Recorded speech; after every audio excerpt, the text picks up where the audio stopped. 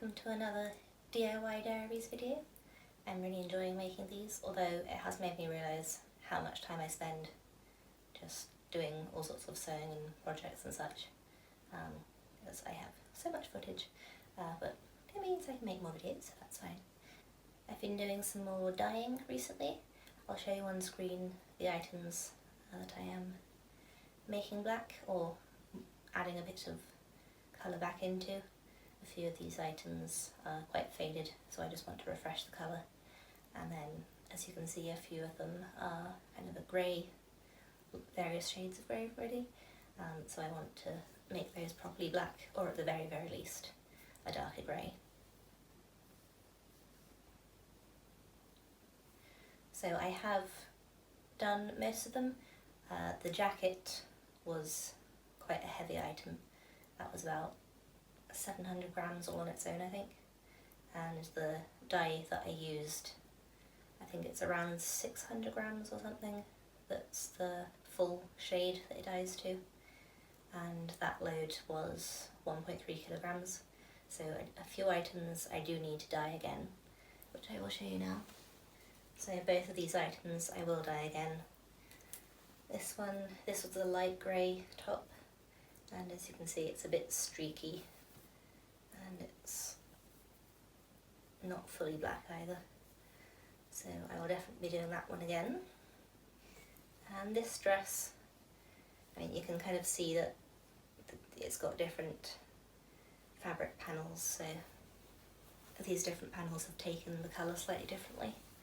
So I'm hoping with another round it will be more uniform. Oh, and I forgot to undo the tie bits that are on this dress. So we have got some unintentional tie-dye. And I am thinking of doing a bit more to the skirt of this dress. Maybe just making it a bit more asymmetric, I think would be fun. And it didn't cover this bit, because of course it's a printed area. But I think I might put something over that, just because I'm not really feeling the print. So yes, plenty more to do to this one. Here is how the dress came out. I ended up dyeing it again, but it didn't quite cover everything. So got a bit of a tie-dye bit here and there.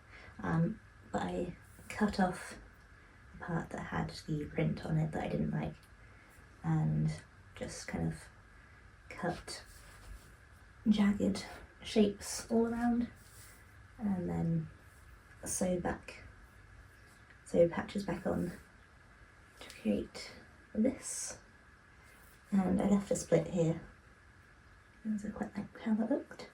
And these are the ties that were in the skirt previously, so I just removed those and reused those for that.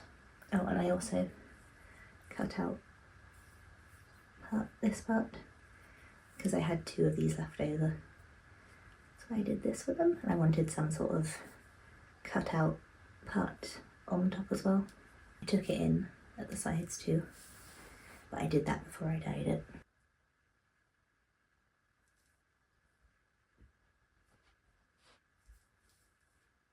And you may recognise this top as being one of the ones that I was dyeing, and the dye is taken really nicely to this one.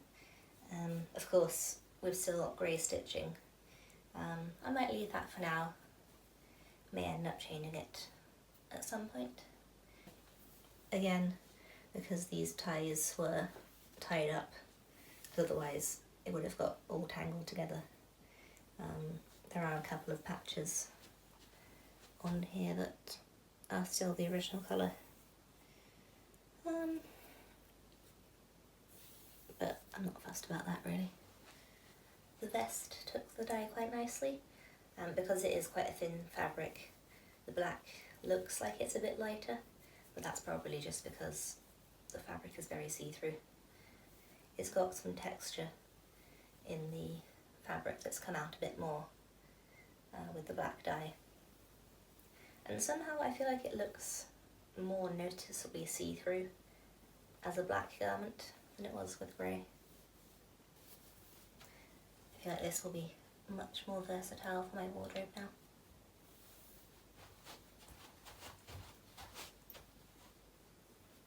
And I think it might have actually shrunk ever so slightly, because it is cotton and viscose, and I did put it on a 40-degree wash rather than a 30. Even the jacket was the heaviest thing that I put in for that wash, and I think it weighed about 700 grams or something, which was basically the entire allowance of the fully black dye. But this one was just a refresh of the dye, and this tape here, it was a kind of greenish colour, and luckily it has dyed black, so I'm very happy with that. Unfortunately, most of the black nail varnish that I had painted onto the eyelets has been washed off, although this sleeve has actually survived quite well. I didn't finish doing all of them because I thought that it will probably get washed off a bit when I re-dyed it, and I'm glad I didn't do any more, because this sleeve it's really taken it off. But I'll just continue with painting those black, and yeah, it's going to be incredible when it's finished. And the lining as well has taken it, although it's, I don't know, it looks slightly bluish on some bits, but it's a whole lot better than it was previously. I didn't actually know the fabric content of this item, because that label is just threads now, but it did feel like it was quite cottony, and luckily I was correct. And that's the jacket with all of the eyelets painted, and I absolutely love this. I've actually got quite a few compliments on it already, which is always nice, but not essential. I wore this so much during spring. I'll probably wear it a bit during summer as well.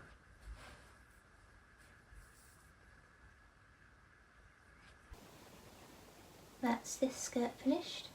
I ended up changing this section of fabric to a slightly larger bit, because obviously cutting here I needed more coverage, so I just removed the old one and put a new one in that actually goes a bit around the back as well.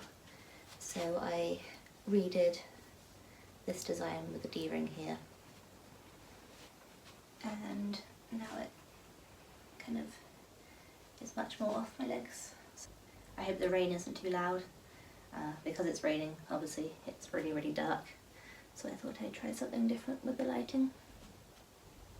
This skirt now feels much more like it's not going to get in my way when I walk. I didn't end up taking much off the back section, and it is shorter now as well, so it doesn't drag on the ground, which is good.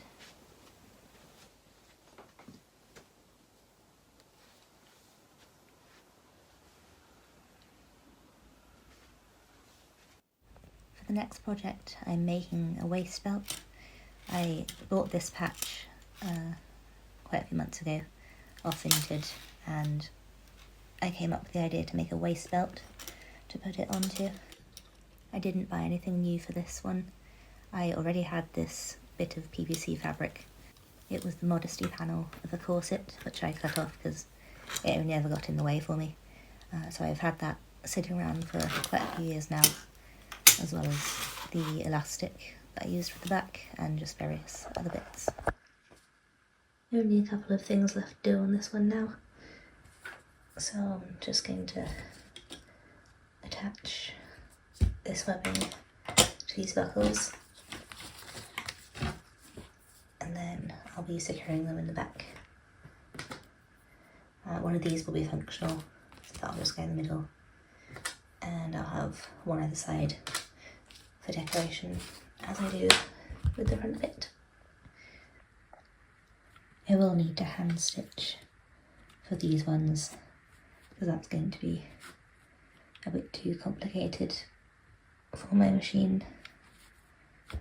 It's not that technical, and I've made this section slightly smaller than these sections, just so it actually fits my waist properly. least that's the idea.